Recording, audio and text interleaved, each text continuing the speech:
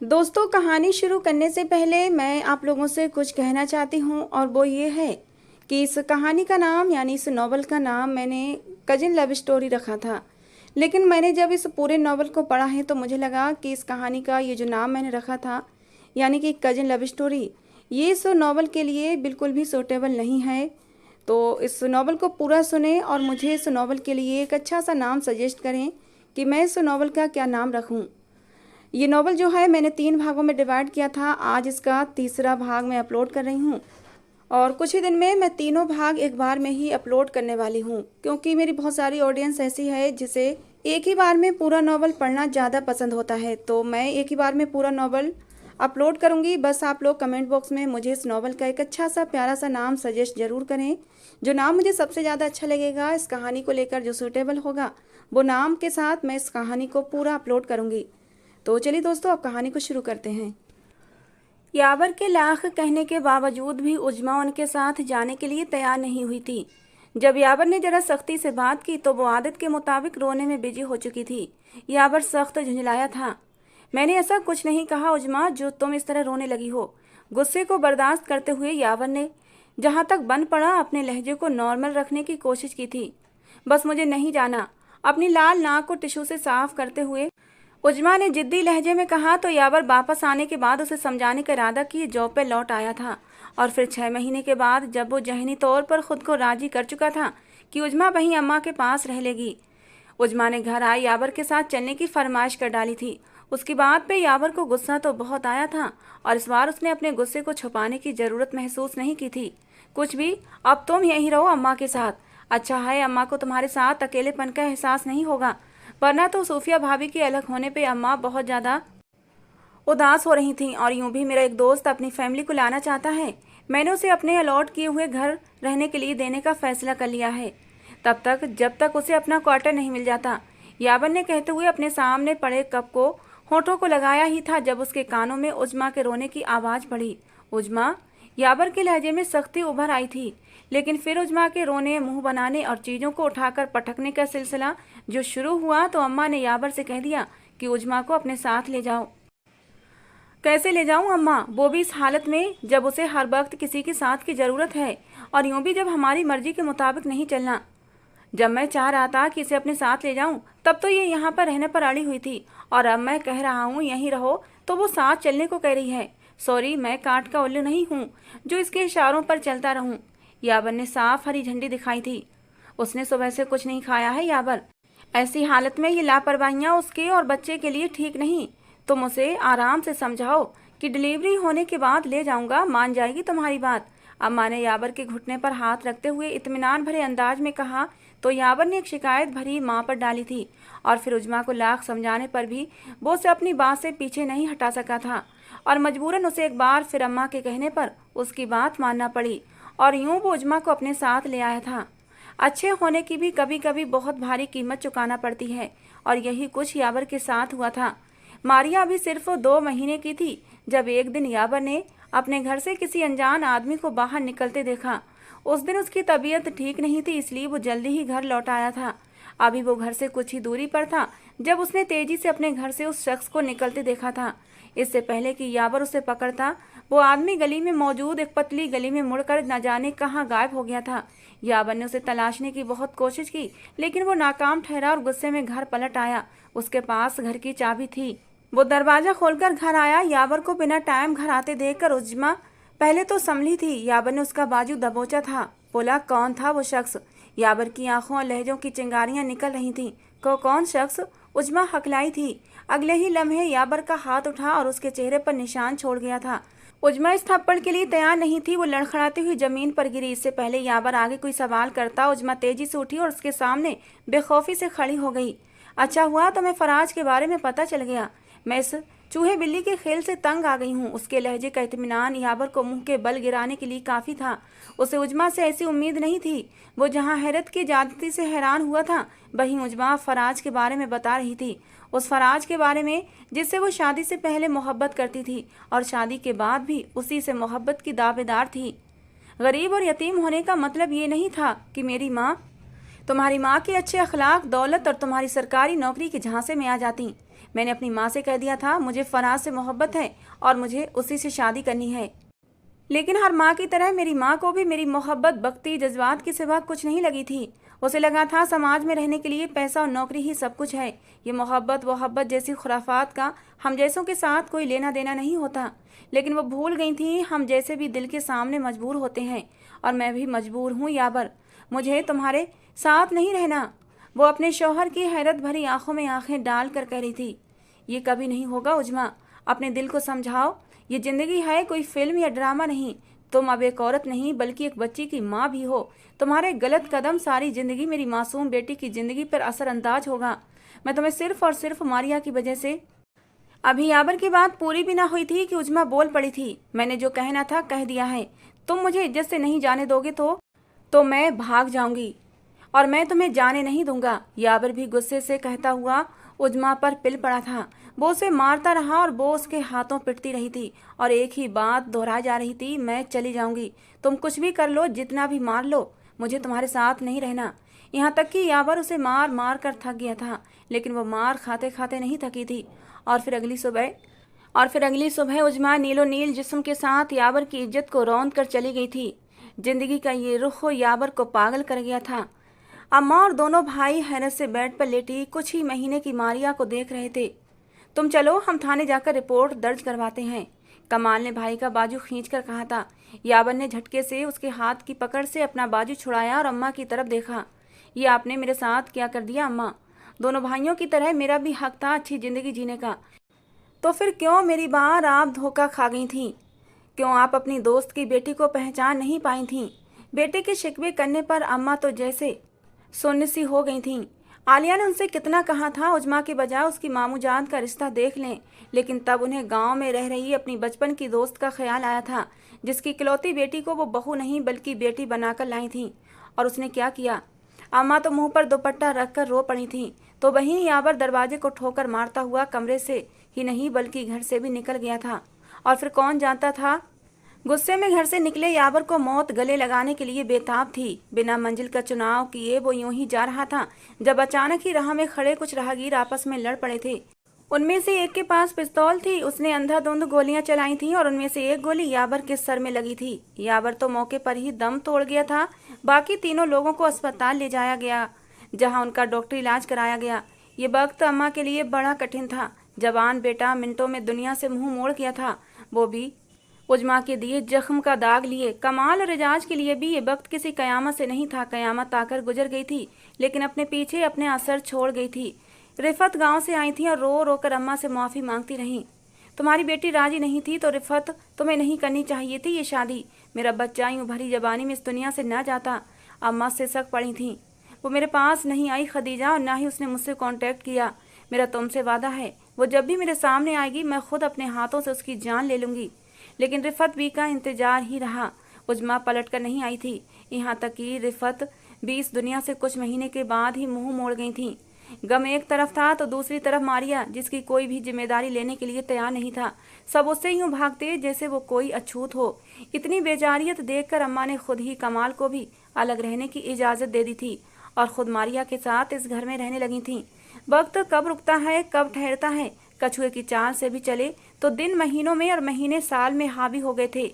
अम्मा का बड़ा दिल था कि मारिया की शादी आजर से हो जाए तो वो पोते और पोती के साथ अपनी बाकी जिंदगी गुजार लेंगी। लेकिन हमेशा की तरह ऐसा होने की बजाय मारिया इम्तिहान की सूरत उनके नाजुक कंधों का बोझ बनकर रह गई थी। और हमेशा की तरह हौसलामंद अम्मा जान आज हौसला नहीं कर पा रही थी। मारिया की माँ का माजी उसके फ्यूचर के लिए तैयार था। अम्मा के पास दुआओं के सिवा कुछ भी नहीं था। नमाज के बाद अम्मा ने अपने कांपते हाथों को उठाया था तो एक बार फिर शिद्दत से रो पड़ी थीं। दिन वैसे ही थे, रातें भी अपने वक्त पर आ जाती थीं। आज भी मौसम मामूल से हटकर ज़्यादा ही सर्द हो रहा था और वो मौसम की शिद्दत से बेपरवाह बरामदे के पिलर से टेक लगाकर बैठी हाथों की गुलाबी हथेली में मौजूद लकीरों को देखते हुए न जाने क्या सोचे जा रही थी। उसकी ब्राउन चादर उसके कंधों से फिसलकर उसके करीब फर्श पर पड़ी हुई थी। बालों की कुछ लटें क्लेचर के कैद से आज़ाद होकर हवा के संग कभी उसके चेहरे पर झूलने लगती तो कभी हवा में उड़ने लगती। पहले अगर वो इस तरह बैठी होती थी, अम्मा उससे बुरा भला सुनाकर कब का अंदर बुला चुकी होती। लेकिन अब तो अम्मा भी जैसे उसके वजूद से बेपरवाह हो चुकी थीं। वो खुद से अम्मा को बुला लेती तो अम्मा जवाब दे देती। वरना सारा दिन खामोशी की चादर ओढ़े या तो तस्बीह पढ़ती रहती या फिर नमाजों में बिजी रहती। जाने वो क्यों लंबे लंबे सजदे करते हुए हाथ उठाती तो नीचे करना ही भूल जाती। हालांकि मारिया ने एक दो बार उनसे कहा भी था कि दुआओं से कुछ नहीं होने वाला अम्मा, क्या ये लंबे सजदे मेरी हकीकत बदल देंगे?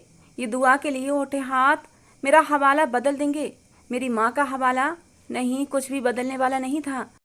खटके की आवाज पर वो अपने ख्यालों से चौंकी थी और गेट से अंदर आते आजर को बेध्यानी में देखने लगी थी, जो उसे यूं इतनी सर्दी में बैठा देखकर वहीं रुक गया था। वो उस दिन के बाद आज आया था। वो मारिया से बहुत नाराज था, जिसने उसकी उस दिन की परवाह को, हमदर्दी को फटकार लगाई थी। ये बात आजर के दिल को चीर कर रख गई थी। इसलिए उसने अपनी नजरों को मारिया की तरफ से हटाया और उसके पास से गुजर कर अम्मा के पास चला गया। उससे अम्मा ने ही फोन करके बुलाया था। अगर अम्मा फोन न करती तो वो अब भी इस घर में नहीं आता। कितनी ही देर गुजर गई थी आजर को आए हुए और अम्मा ने उसे अभी तक आवाज देकर चाय का नहीं कहा था। वो कुछ देर वहीं बैठी रही और फिर उठकर अम्मा से करीबी मार्केट तक जाने की इजाजत लेने चली गई। उसे लगा था अगर वो और ज्यादा दिन इसी तरह घर में पड़ी रही तो पागल हो जाएगी, अपना जहनी तवाजुन खो देगी। उसने दस्तक देने के लिए जैसे ही हाथ उठाए थे, अध खुले दरवाजे से आती आवाज सुनकर उसके हाथ वहीं रुके थे। अम्मा उससे मारिया के लिए आने वाले किसी रिश्ते का जिक्र कर रही थी। रिश्ते का सुनते ही एक आग सी उसके वजूद में भड़की थी। उसने झटके से दरवाजा खोला और अंदर दाखिल हो गई। उसे यूं दरवाजा खोलकर अंदर आते देखकर अम्मा और आजर दोनों ही उसकी तरफ देखने लगे, जिसका चेहरा गुस्से से लाल था। बस कर दें अम्मा, खुदा के लिए मुझे माफ कर दें। क्यों मुझे जलील करवाना चाहती हैं? नहीं करनी मुझे शादी। आप जाएं यहाँ से। वो अब आजर की तरफ रुख मोड़े कह रही थी, मेरा और अम्मा का मसला है, हम दोनों खुद हल कर लेंगे। वो ऐसी तो नहीं थी जैसी इन दिनों हो रही थी। बदतमीजी मत करो, आजर नाराजगी भरे लहजे में कहता हुआ अपनी जगह से उठकर खड़ा हुआ था। आप यहाँ से जाएं, वो चीखी थी। बस। आजर ने आगे बढ़कर उसे बाजू से पकड़कर झंझोड़ा। उसके लहजे में इतनी सख्ती थी कि मारिया ने गुस्से और नाराजगी से अम्मा की तरफ देखा। ये होते कौन है मेरी जिंदगी के फैसले करने वाले? उसने अम्मा से चिल्लाकर सवाल किया था। क्या हो गया है मारिया, पागल हो गई हो? मुझे किसी न किसी से तो मशवरा करना ही है। और फिर आजर आजर आजर, वो अम्मा की बात काट कर चिल्लाई थी। मैं खुद अपनी जिंदगी का फैसला कर सकती हूँ। उसने अपने बाजू पर धरा आजर का हाथ झटकते हुए नफरत से कहा था। क्यों कर रही हो ऐसा मारिया? तुम क्यों इतनी बदगुमान हो रही हो मुझसे? आजर को बाकी उसका ये रिएक्शन समझ नहीं आ रहा था। वो अब अपना गुस्सा भुलाए उससे आराम से सवाल कर रहा था। यही तो मैं आपसे पूछना चाहती हूँ, आप क्यों अपने चेहरे पर नकाब लगाए यहाँ चले आते हैं?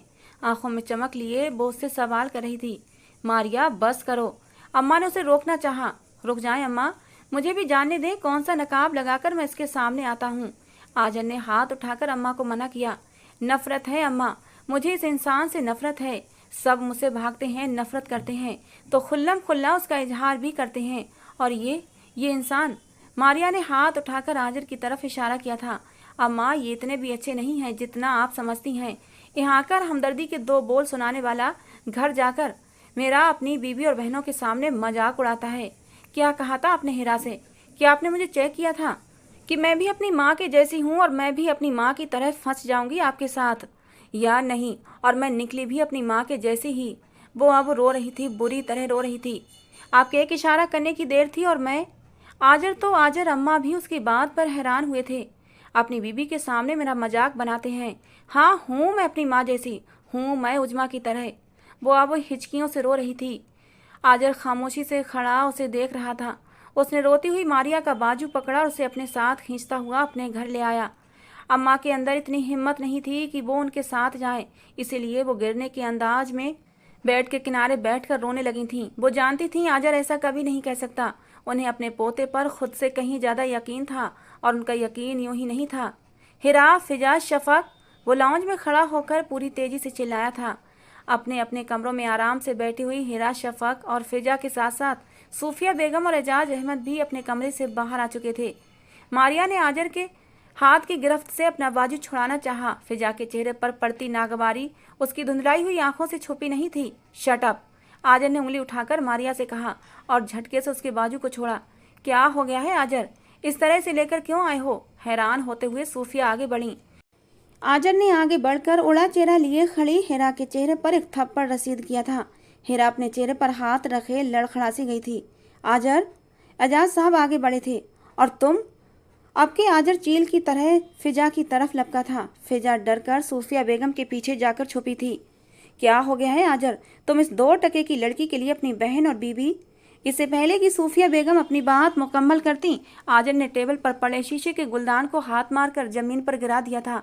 2 टके की नहीं है ये, बल्कि 2 टके की तो ये है जो मुझसे झूठी बातें जोड़कर इस मासूम को जहनी टॉर्चर करती हैं। आजर गुस्से से चिल्लाया था। कौन सी बातें, क्या हो गया है तुम्हें झूठी लड़की की वजह से? बस करें अम्मी, बस करें। आजर ने दोनों हाथ उठाकर सूफिया बेगम को आगे बोलने से मना किया। अफसोस हो रहा है मुझे कि आप जैसी छोटी सोच रखने वालों की वजह से मैंने अपनी जिंदगी का इतना बड़ा गलत फैसला कर लिया। बाबा, मैं चुप नहीं रहूंगा।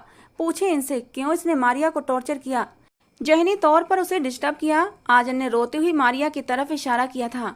हाँ, तो हमारे बीच बात हुई थी। तो ये कौन होती है आपको हमारे खिलाफ भड़काने वाली? शफक ने गुस्सीली नजरों से मारिया को देखा। ओह, तो इन सब में तुम भी शामिल हो? आजर ने अपने होठों को सकेड़ा। मारिया रोते हुए वापस पलट आई थी। उसे इस बात से कोई लेना देना नहीं था। वो घर वापस आई तो जिस तरह अम्मा को छोड़कर गई थी, अम्मा उसी तरह अपनी जगह पर खामोश बैठी थी। वो धीरे धीरे चलती हुई अम्मा के करीब आई, फर्श पर बैठी और अपना सर अम्मा की गोद में रखकर अपने दोनों बाजुओं को उनकी कमर में डाल दिया था। अम्मा, तरबियत हार जाती है और हवाले जीत जाते हैं। आंखों की रंगत और ज्यादा सुर्ख हुई थी। आंसू किनारे से छलकने को बेताब थे। सुर्ख नाक और भी ज्यादा लाल हो रही थी और गर्दन की रगें बर्दाश्त की वजह से और ज्यादा फूली हुई थीं। अम्मा ने अपनी नजरों का जाविया बदला और उसके चेहरे की तरफ देखा। एक सिसकी सी निकली थी, लेकिन कमाल जब्त से अम्मा ने खुद को रोका रखा था। अम्मा, आप मेरी शादी कर दें। अम्मा, मैं अब और ज्यादा यहाँ नहीं रहना चाहती। तंजिया नजरें मेरा जिगर छलनी करती हैं तो झूठी बातें मेरे दिल को जख्मी। क्या जरूरत थी हिरा को मुझसे झूठ बोलने की? पीठ पीछे वो मेरा मजाक बना रही थी। मुझे बता रही थी कि मैं उनकी नज़रों में क्या हैसियत रखती हूँ फिजा के सामने। अब वो खुद को रोक नहीं पाई थी। वो हिचकियों से रो रही थी, सिसकियों से आंसू बहा रही थी। अम्मा, मुझे यहाँ नहीं रहना। जो रिश्ता आया है आप हाँ कर दें। ये कहकर वो उठी और भागती हुई कमरे में आकर फूट फूट कर रोने लगी। वहीं क्यों खुद भी अम्मा भी अपने कमरे में रो रही थीं। वो दोनों ही एक दूसरे से छुपकर सारी रात रोती रही थीं। यहाँ तक कि आखिरी सितारे ने डूबकर सुबह होने की खुशखबरी सुना डाली थी।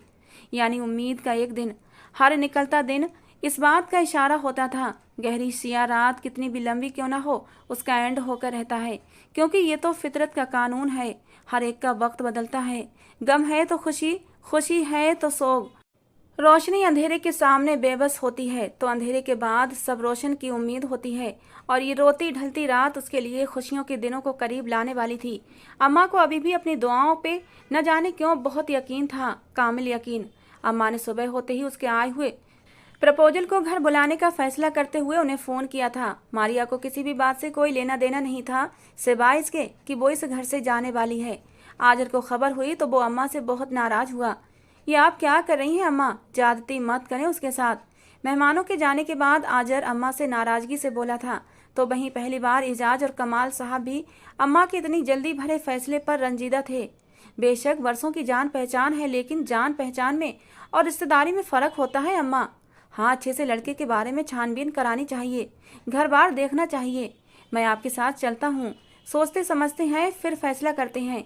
लेकिन आपने उन्हें अपनी रजामंदी का इशारा देते हुए न सिर्फ रिश्ता तय कर दिया, बल्कि उन्हें मंगनी का भी कह दिया। आजर नाराजगी से बोल रहा था, लेकिन आज अम्मा को उसकी नाराजगी की परवाह नहीं थी। तुम सब अब जाओ। बहुत शुक्रिया, अपने कीमती वक्त में से तुम लोगों ने यतीम लड़की के लिए वक्त निकाला।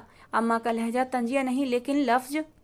एजाज और कमाल के साथ साथ सूफिया और आलिया ने बेचैनी से पहलू बदला था। यानी बेटों को काबू करने के लिए अम्मा ने नया और बिल्कुल अलग तरीका निकाला था। वो बेचैन न होती तो क्या होती, और आजर तो उनके अंदाज पर बहना ही गया था। अम्मा, आप ये क्या कर? उसने कुछ कहना चाहा, इससे पहले ही वो आगे कुछ बोलता अम्मा ने हाथ उठाकर उसे आगे बोलने से मना किया था। तुम अपनी बीबी को अपने साथ ले जाओ, तुम्हें सुबह ऑफिस भी जाना होगा। अम्मा ने उठते हुए अपने दोनों घुटनों पर हाथ का दबाव रखते हुए उठने की कोशिश की थी। समीना भी, ये लोग चले जाएं तो गेट बंद कर लेना, मैं मारिया के पास जा रही हूँ। वो सबको हैरान और परेशान छोड़कर कमरे में जा चुकी थी। अम्मा की तो आदत है यूं ही। सूफिया बेगम ने कुछ कहना चाहा, लेकिन फिर शौहर और बेटे का मूड बुरी तरह ऑफ देखकर उन्होंने चुप रहने में ही और यहाँ से चले जाने में ही भलाई जानी थी। आते हुए वो अपने साथ फिजा को भी ले आई थी।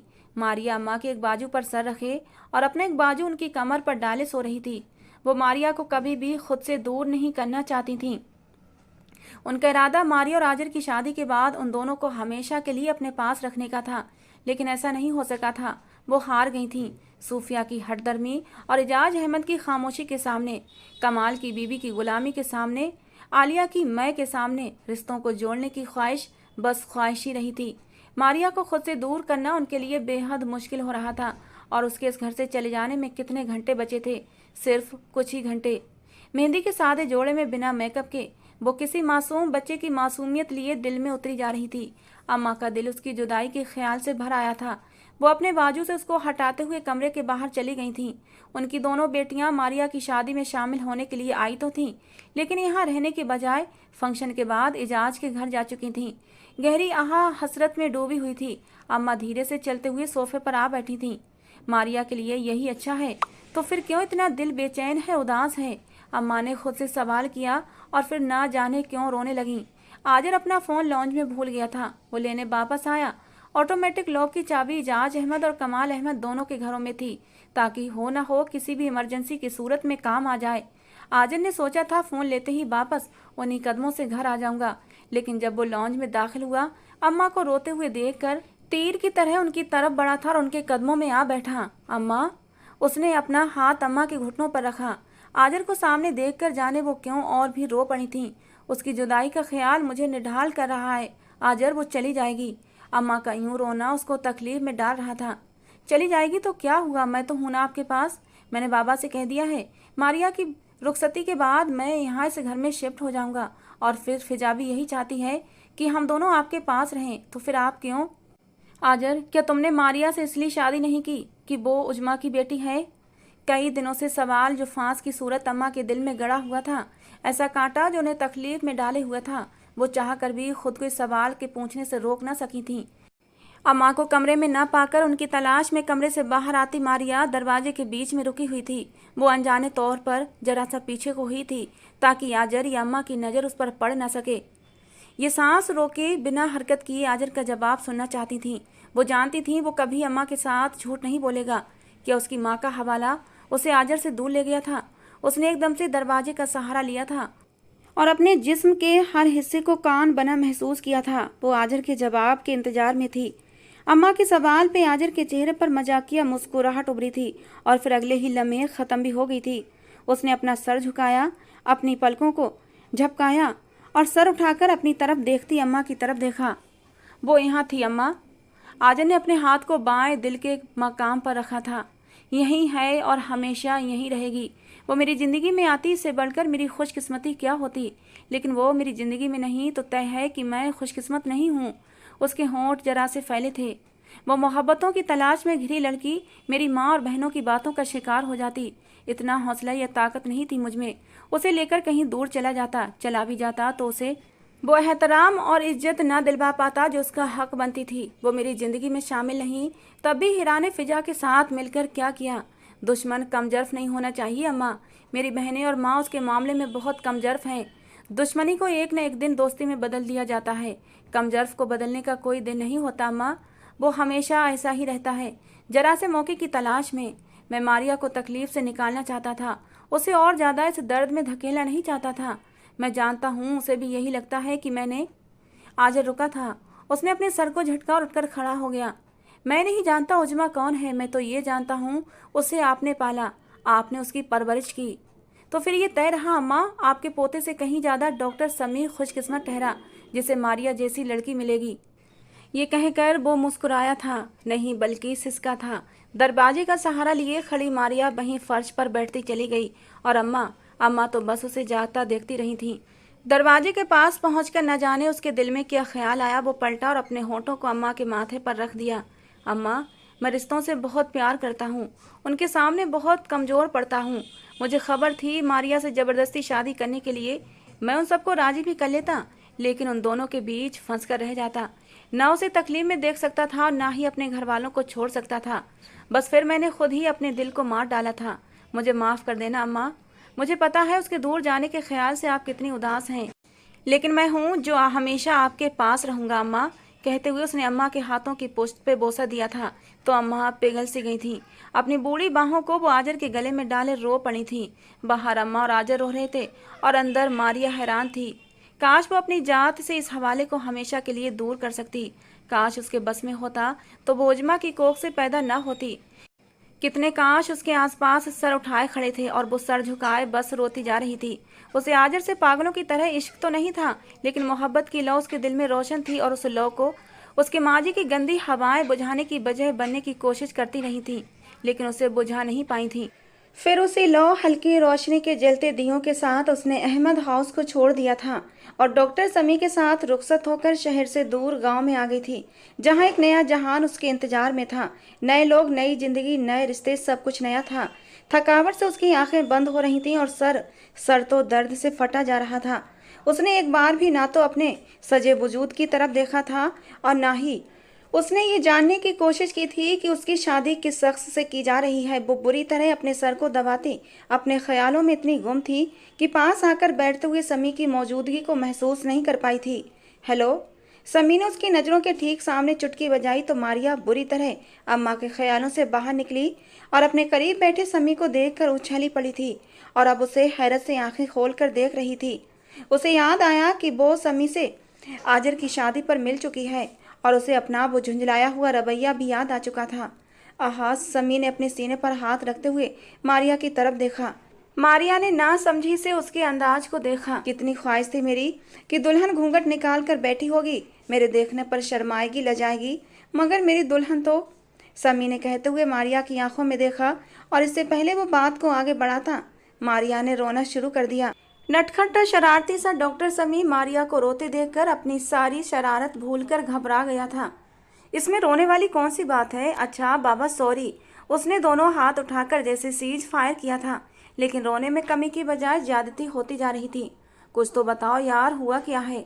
मेरी शक्ल अच्छी नहीं लगी या फिर समी ने कुछ सोचना चाहा। मुझे अम्मा से बात करनी है, मुझे अम्मा याद आ रही हैं। अपनी लाल नाक को टिश्यू से साफ करते हुए मारिया बोली। हैं इस वक्त? समी ने दीवार की घड़ी की तरफ देखा, जहां घड़ी की सुइयां रात के 3 बजा रही थीं। उसकी हैरत को इनकार समझते हुए मारिया फिर से रोने लगी। अच्छा रुको, मैं बात करवा देता हूँ।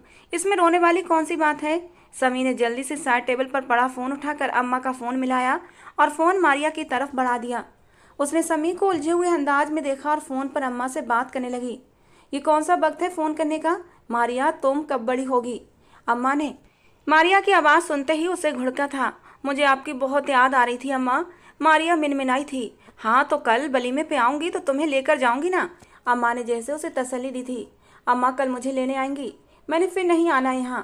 कहते हुए मारिया ने चोर नज़रों से अपने करीब बैठे समी की तरफ देखा, जो लेटे लेटे अब उठ बैठा था।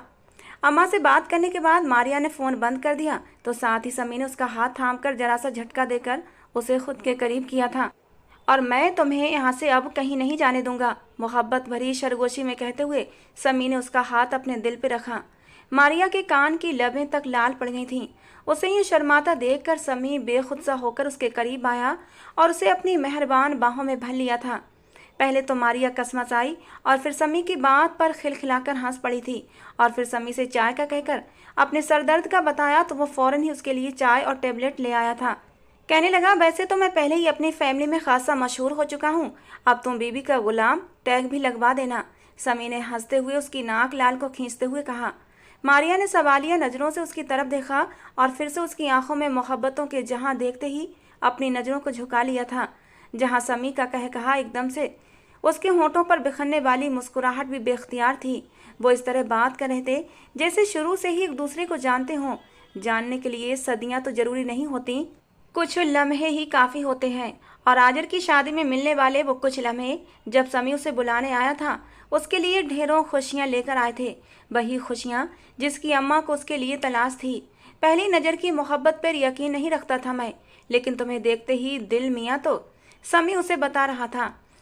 अगले दिन वलीमे के बाद वो फ्रेश होने के लिए अपने कमरे में आई थी और अब जाने के लिए अपनी चीज़ों को बैग में रख रही थी। उसे तीसरा सूट अटैची में रखता देखकर समी ने उसका हाथ थाम लिया और उसकी नज़रों में झांकने लगा। तुमने कल वापस आ जाना है। उसके लहजे में हक था। मारिया को कल से अपनी किस्मत पर यकीन नहीं आ रहा था। जिंदगी उसके लिए इतनी मेहरबान कैसे हो सकती है? अम्मा ने हजारों दुआओं के साथ, बहुत से डरों के साथ रुखसत किया था, तो क्या अम्मा की सारी दुआएं उसके हक में कबूल ठहरी थीं? समी उसकी खिजा भरी जिंदगी में ऐसी बहार बनकर आया था कि उसके हर तरफ खूबसूरत फूलों की खुशबू बिखर सी गई थी। वही क्यों, उसके घर वाले तो अम्मा के दूर परे के रिश्तेदार भी थे और समी की दादी की उसकी अम्मा से अच्छी खासी दोस्ती भी थी, जो इस रिश्ते की खूबसूरती को कई गुना बढ़ा चुकी थी। वो सादा तबीयत और एहसास भरे दिल रखने वाले लोगों में आ गई थी, जो इज्जत देना जानते थे, जो रिश्तों से मोहब्बत करना, उन्हें निभाना भी जानते थे। और समी, वो तो जैसे मारिया का दीवाना बन बैठा था और यूँ खुशियों भरी राह से गुजरते जहाँ ना उसके माँ जी के हवालों का जिक्र किया जाता था और ना ही उसे उसकी माँ के माँ जी के साथ जोड़ा जाता था। वो खुश थी, बेपनाह खुश। वो रोज़ अम्मा से बात करती, उन्हें अपने पास आकर रहने का कहती, मगर खुद इन 6 महीनों में मुश्किल से 2 बार शहर गई थी। एक तो आजर अम्मा के पास आ चुका था और वो नहीं चाहती थी अब कोई भी बात किसी को करने के लिए मिले, और दूसरे उन अपनों के रवैयों का असर था जो वो जाने से घबराती थी। उन्हीं दिनों समी का ट्रांसफ़र लेटर मिला था। उसे ग्रेड बढ़ाने के साथ अस्पताल में रेफर किया जा रहा था और मारिया उसके साथ जाकर रहने से साफ इनकारी थी। मुझे इतनी दूर नहीं जाना, आप चले जाएं। वो नाक चढ़ाकर कहती सोफे के दूसरे किनारे पर बैठ चुकी थी। मेरे बगैर रह लोगी? समी ने उसे हाथ बढ़ाकर अपने करीब करते हुए सवाल किया था। बस मुझे इतनी दूर अकेले नहीं रहना। पहली बार तो घर और घर वालों का अपनापन महसूस हुआ है, और अब आप मुझे, कहते हुए मारिया ने अपने मायूसी भरे लहजे को जहाँ तक बन पड़ा था आम लहजे में ढालने की कोशिश की थी, और वो अपनी इस कोशिश में बुरी तरह नाकाम ठहरी थी। लहजे के साथ साथ आंखें भी भर सी गई थीं। एक तो तुम्हें हर छोटी सी बात पे रोना बहुत आता है, ना जाने क्यों। समी ने उसकी नाक को खींचते हुए माहौल में रची उदासी को दूर करना चाहा। एक बात पूछूं? शुरू दिन से दिल में मौजूद सवाल को आज होठों पर लाने से रोक नहीं पाई थी। एक क्यों, 2, 3 बल्कि 4 बातें पूछो। समी के लहजे में मोहब्बत ही मोहब्बत थी। आपको पता है, मेरा मतलब आपके घर वालों को पता है कि मेरी, वो अपनी पतली सी उंगलियों को मरोड़ती हुई अपनी बात मुकम्मल नहीं कर पा रही थी। समी ने गहरा सांस लिया, सामने चलते टीवी को रिमोट की मदद से बंद किया और मुकम्मल तौर पर मारिया की तरफ मुड़ गया था, जो अपनी बात मुकम्मल करने के बजाय अपने होठों को दांतों तले कुचलने में बिजी थी। समी ने कहा, जब वो आजर भाई की शादी से आने के बाद अपने घर में तुम्हारे लिए बात की थी तो मेरी दादी ने मुझे यही कहा था, अगर तुम सीरियस हो और बहुत सोच समझ कर ये फैसला कर रहे हो तो अपनी सोच को एक बार फिर से खंगाल डालो। लोग माजी में की गई दूसरों की गलतियों का हिसाब उनके बच्चों से मांगते हैं। शक है, अगर तुम्हें बाद में मारिया से सवाल करना पड़ेगा तो इस बात को यहीं ख़त्म कर दो, और अगर तुम उसकी माँ की गलतियों का हिसाब उससे तलब नहीं करोगे या बात को अपने जहन के किसी भी कोने में नहीं लाओगे, तब मैं खदीजा से मारिया को मांगूंगी। और मैंने उनसे कहा था, मुझे माजी की किसी बात से कोई लेना देना नहीं, उस माजी से जिससे मारिया का कोई भी ताल्लुक नहीं। हाँ, हवाला है उसकी माँ, और हवाले होने से दूसरा इंसान किसी का जवाबदेह नहीं होता। तुम हो मेरे लिए बस, और मुझे तुम्हारी माँ के माजी से कोई लेना देना नहीं। वो कहकर धीरे से मुस्कुराया। लेकिन ये क्या? मारिया की आंखों से बारिश के कतरों की तरह गिरते आंसू समी को हैरान कर गए थे। मारिया? उसने मारिया की ठोड़ी को अपने हाथ से ऊपर उठाया था। लोगों को मुझ पर नहीं, मेरी माँ की गलतियों में ज़्यादा इंटरेस्ट था। जब भी मैंने सर उठाकर खड़ा होना चाहा, मेरे कंधों पे माँ के भाग जाने का बोझ इतना लाद दिया जाता कि मुझे खुद अपने होने पर गुस्सा आने लगता। मैं क्यों थी? मुझे तो पैदा होते ही मर जाना चाहिए था, बल्कि मुझे तो पैदा ही नहीं होना चाहिए था। वो अब रो रही थी, पूरी शिद्दत से रो रही थी कि समी को उसे संभालना मुश्किल हो गया था। इस दुनिया ने हमेशा मुझसे मेरी माँ का हिसाब मांगा है, हमेशा मुझे शक भरी नज़रों से देखा। क्यों समी? मेरी माँ ने मेरे साथ ऐसा क्यों किया था? क्या उन्हें पता था ये दुनिया मुझसे उनके किए का जवाब मांगेगी? मैं कैसे जीऊँगी, कैसे मुकाबला करूँगी? वो आंसुओं से भरी नजरें समी पर गाड़े हुए उससे सवाल कर रही थी, और उसके पास उसके किसी सवाल का कोई जवाब नहीं था, एक भी जवाब नहीं। समी ने आगे बढ़कर पास बैठी मारिया को अपने सीने से लगा लिया था, जहां वो सर रखे कितनी ही देर तक आंसू बहाती रही थी। इसके सिवा वो कर भी क्या सकती थी? और फिर उसे समी की जिद करने पर उसके साथ जाना ही पड़ा था। शुरू के बहुत सारे दिन तो घर की शिफ्टिंग में गुजरे थे, लेकिन घर के सेट होने और समी का उसे काम वाली रख देने के बाद उसके पास तो जैसे करने को कुछ था ही नहीं। लेकिन वो खुश थी। यहाँ उसके माजी की कोई बात नहीं थी। दिन में वो कितनी ही बार खुदा का शुक्र अदा करती तो कभी घबराकर रो पड़ती थी, कभी अम्मा के सामने, कभी समी के सामने, और यूँ वो दोनों ही उसके अनदेखे डर और फरियादों को सुन सुनकर हंस पड़ते थे। शुक्र करने से अता की गई नेमतों में बढ़ोतरी होती और ये उसके शुक्र का ही नतीजा था जब उसे अपने वजूद में किसी दूसरे वजूद की आहट महसूस हुई थी। पल भर के लिए जाने क्यों उसके हाथ पांव सुन्न से हुए थे। वो खुश होना चाहती थी मगर हो नहीं पा रही थी। क्या बात है बेगम साहिबा, क्या आप खुश नहीं हुई? उसकी नौकरानी अपना काम अधूरा छोड़कर उसके पास आ बैठी थी। मारिया ने कुछ भी कहने के बजाय गायब दिमागी से अपने करीब बैठी उस अधेड़ उम्र औरत की तरफ देखा, जिसका असल नाम तो पता नहीं क्या था, लेकिन सब उसे अजी कहते थे। मारिया के होंठ हौले से फड़फड़ाए थे। क्या मेरी माँ को मेरे होने की खुशी हुई थी? मारिया के अंदर से किसी ने सवाल किया था। औलाद की नेमत हर एक का नसीब नहीं बनती। अजी के लहजे में उदासी थी, इतनी उदासी कि अपने ख्यालों में खोई हुई मारिया चौंक सी गई थी। तो क्या तुम्हारे पास औलाद नहीं? मारिया अपनी सोचों को झटक कर अब उससे सवाल कर रही थी। एक साया सा अजी के चेहरे पर लहराया था। वो कुछ भी कहे बिना अपनी जगह से उठी और अपना अधूरा काम मुकम्मल करने लगी थी। समी, अम्मा और उसके ससुराल वाले सभी बेहद खुश थे सिवाय मारिया के। अजीब सोचों में घिरी मारिया खुश होना चाहती थी, लेकिन खुशी को महसूस नहीं कर पा रही थी। उसके दिल में एक ही सवाल कुंडली मार कर बैठ चुका था, अगर मैं भी अपनी माँ की तरह अच्छी माँ साबित ना हो सकी तो? तुम पागल हो मारिया, तुम क्यों अपना मुकाबला अपनी माँ से कर रही हो? समी ने उसे डपटा था, लेकिन वो तो जैसे अपनी सोचों के सामने बेबस थी। तंग आकर समी ने अम्मा को बुला लिया था। अम्मा को सामने देखकर मारिया की सारी बेचैनी, सारी उदासी जैसे कहीं दूर जा सोई थी। अजी, मेरी अम्मा के लिए जल्दी पानी लेकर आओ। मारिया ने अम्मा का हाथ थामते हुए उन्हें सोफे पर बिठाते हुए किचन की तरफ मुंह करके आवाज लगाई थी। समी अम्मा का सामान उठाए साथ में आजर को लिए लॉन्ज में आ गया था। अरे आप! वो आजर को देखकर खूब हैरान हुई थी। समी ने उसके लिए इतने सरप्राइज इकट्ठे किए थे, उसकी आंखें बेख्तियार नम हुई थीं। उसकी शादी के बाद ये पहला मौका था जब उसके मायके से कोई उसके घर आया था। अब जाहिर सी बात है अम्मा अकेली इतनी दूर का सफ़र तो नहीं कर सकती थी ना। इसलिए मैंने आजर भाई की मिन्नत की थी कि मेरी बेगम का दिमाग ख़राब हो चुका है और अस्पताल से मुझे छुट्टी मिलने के चांसेस 0% हैं। सो आप ही मुझ पर रहम करें, अम्मा को ले आएं ताकि वो मेरी खिसकी और थोड़ी पागल सी बेगम का दिमाग ठीक कर सकें। मारिया के करीब आते हुए समी ने हंसते हुए कहा तो मारिया एकदम से झेंप सी गई थी और फिर मुस्कुरा दी। कैसी हो? आजन ने आगे बढ़कर उससे पूछा। इससे पहले कि मारिया कोई जवाब देती, किचन से निकलती अजी के हाथ से टिरे छूटकर जमीन पर गिर चुकी थी। वो तीनों एकदम ही उसकी तरफ देखने लगे तो जहां उजमा उर्फ अजी अम्मा को आंखें फाड़े देख रही थी, वहीं अम्मा भी हैरत से उजमा को देख रही थीं। बाजी, आप कोई भी काम ठीक से नहीं करती। मेरे दहेज के बर्तन। इससे पहले कि मारिया अपनी बात मुकम्मल करती, अजी भागती हुई अम्मा के करीब आई थी। मेरी बेटी। उसके होंठ फड़फड़ाए थे, उससे बात नहीं हो पा रही थी। वो बस अम्मा के कदमों में बैठी रो रही थी। मेरी बेटी से मुझे एक बार मिलवा दें अम्मा, मेरी बच्ची से मुझे मिलवा दें। खामोश खड़ी अम्मा ने अपनी आंखों की पुतलियों को हिलाया था और मारिया की तरफ देखा, जो हैरत से मुंह खोले कभी अम्मा को देख रही थी तो कभी अम्मा के दोनों पांव पकड़कर रोती अजी को, और तो कभी समी और आजर खुद हैरत से दंग खड़े थे। ये क्या कर रही है? छोड़े मेरी अम्मा को। मारिया को बहुत ज़्यादा गुस्सा आया था। उसने आगे बढ़कर जमीन पर बैठी उजमा को दूर हटाना चाहा था, लेकिन उसने और भी मजबूती से अम्मा के पैरों को पकड़ लिया था। अम्मा, जिंदगी भर पछताई हूँ, जिंदगी भर औलाद के लिए तड़पी हूँ। ये खाली गोद मैंने खुद अपने हाथों से की है, हमेशा खाली ही रही। उस घर को छोड़ ले, यावर को छोड़ ले, सबसे बड़ी बात अपनी बेटी को छोड़ने के बाद मैं बहुत तड़पी हूँ, लेकिन मेरे पास वापस जाने की कोई वजह नहीं थी। 2 साल के बाद ही फराज के गुर्दे फेल हो गए थे और फिर वो सारी जिंदगी। ये क्या बोले जा रही है अम्मा? मारिया ने अम्मा को पुकारा। तुम्हारी बेटी तो तुम्हारे सामने खड़ी है उजमा। अम्मा के लफ्ज थे या फिर कयामत। जहां उजमा के आंसू थरथराए थे वहीं मारिया भी खामोश हुई थी। ये है तुम्हारी बेटी उजमा, जिसे सिर्फ तुम 2 महीने की छोड़कर चली गई थी। अम्मा ने मारिया का बाजू थाम कर कहा तो जमीन पर बैठी उजमा उठकर खड़ी हुई थी।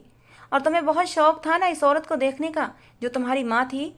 यही तो है तुम्हारी माँ मारिया, अम्मा ने रोती हुई मारिया को हिलाते हुए कहा था। मेरा दिल कहता था, मेरा दिल इसकी तरफ हुमकता था। अम्मा, आप सच कह रही हैं?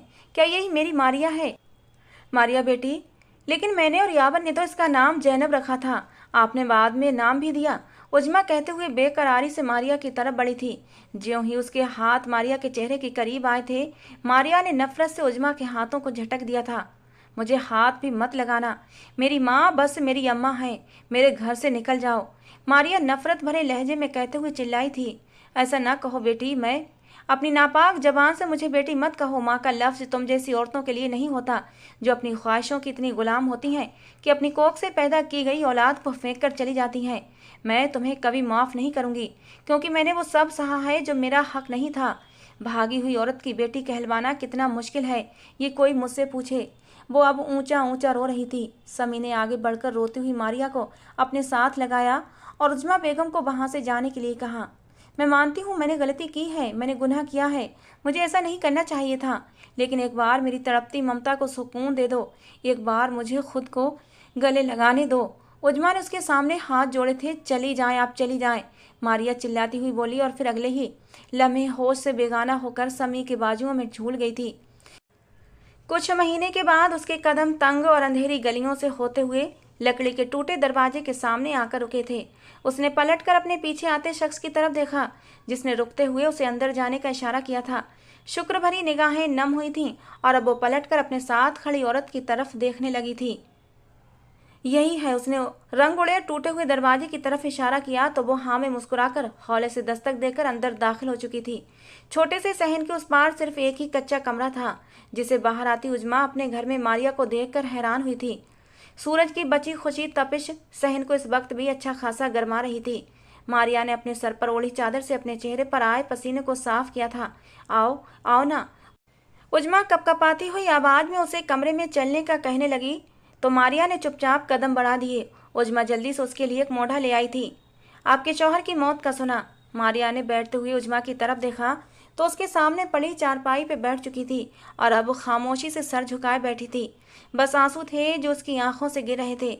मैं वापस जा रही हूँ, समी का ट्रांसफर हो गया है, मारिया ने अपने हाथों को मसलते हुए उलझने किसी अंदाज में कहा। सामने बैठी उजमा की बूढ़ी आंखों से गिरते आंसुओं में रवानी आई थी।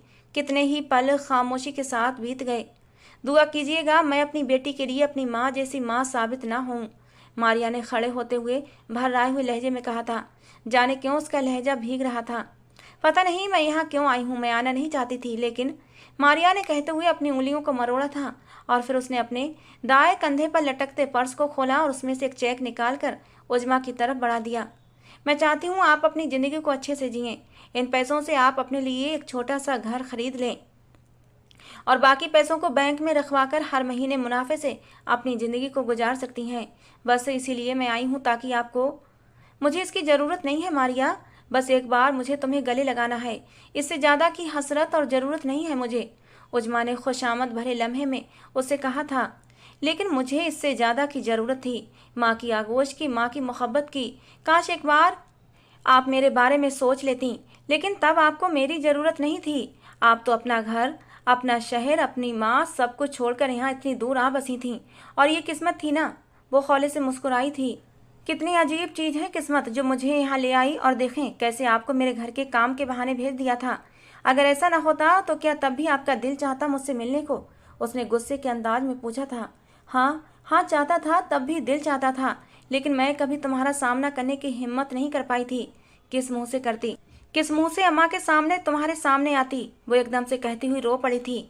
इससे पहले कि वो बोलती उजमा ने आगे बढ़कर उसे अपने गले से लगा लिया था। जाने क्या बात थी, कितनी देर वो उसके सीने से लगे खड़ी रही और जब पीछे हुई तो एक मुस्कुराहट उसके होंठों पर चिपकी हुई थी। ये मेरा हक था जो मैंने जबरदस्ती तुमसे लिया है मारिया, उजमा ने उसके चेहरे को अपने दोनों हाथों में थामते हुए भर्राए लहजे में कहा था।